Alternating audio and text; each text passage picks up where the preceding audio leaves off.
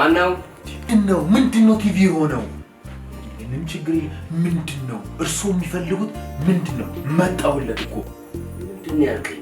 እስካሁን ያልከኝን እኮ በትክክል አልሰማሁም። ምንድነው የሚፈልጉት? እንዲፈጥኑልዎት ነው? እንዲሮጡልዎት ነው? ነው ወይስ ደብል ይሆኑልዎት? የሀገር ውስጥ ቻናል፣ የውጭ ቻናል የትኛው ይሻሉታል?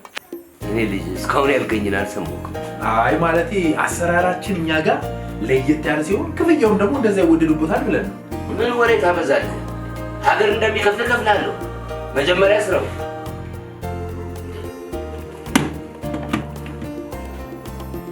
ሰውዬ ቴሌቪዥኑ እንኳን ነው የተበላሸው።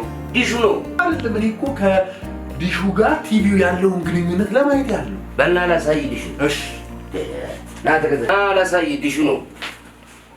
እሺ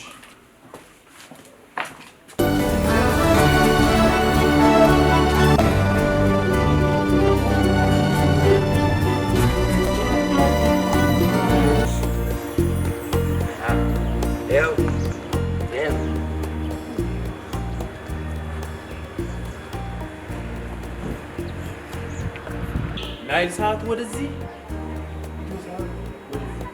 ኢትዮ ሰዓት ወደዚህ ናይል ሰዓት ለነገሩ እቺ ግድግዳ ነው እንጂ የምትይዘኝ በቃ ይስተካከላል። ለማንኛውም ፒንሳ ይኖሮታል? አዎ አለኝ። ፒንሳ ይዘው ያው ስለ ፒንሳ ታሪካዊ አመጣጥ ያውቃሉ?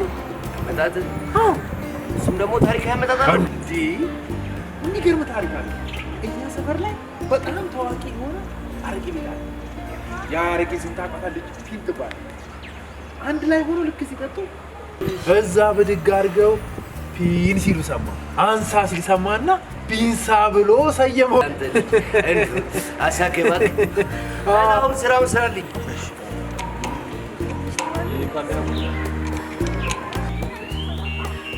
ላስቸግሮታል። ምን አቻ ምን ይካለ ወይ ጉዴ! አዎ አለኝ። እሺ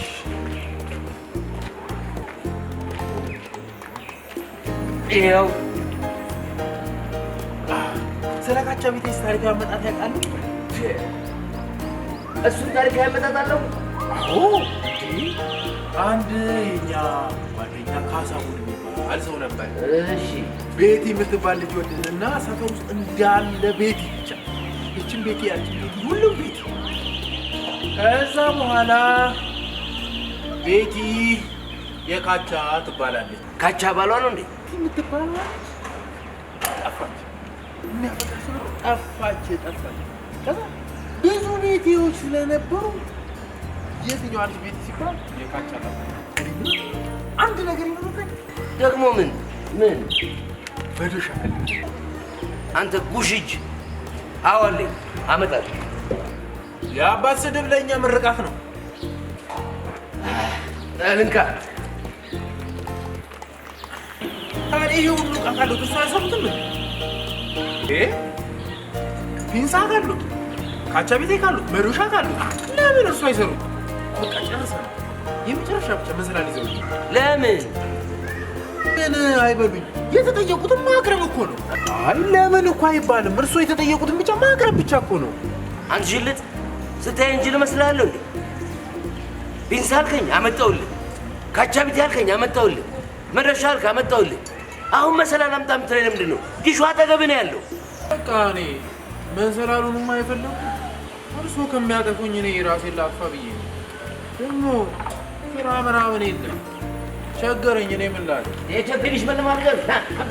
አንተ ጋር አውሪ። ምን ይመስላል?